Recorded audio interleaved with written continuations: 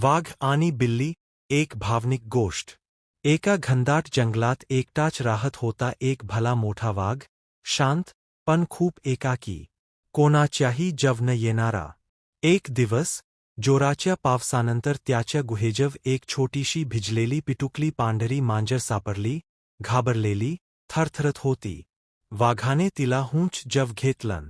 कुणालाही न घाबरणाया त्या वाघाच्या डोळ्यांत मायेची चमक होती. बिल्ली त्याच्यासोबत राहू लागली, ती त्याला खेवत असे, कधी शेपूट धरून पाहायची, आणि वाघ हुहू हसू लागला. लोक म्हणायचे, वाघाला भावना नसतात. पण त्या छोट्या बिल्लीनं त्याचं हृदय बदलून टाकलं. आजही जंगलात एक मोठा वाघ आणि एक पिटुकली मांजर एकत्र फिरताना दिसतात, शांत, समाधानी आणि सगळ्यांना एक गोष्ट शिकवणारे. प्रेम आणि आपुलकीचं बंधन कोणत्याही आकारात किंवा रूपात असू शकतं.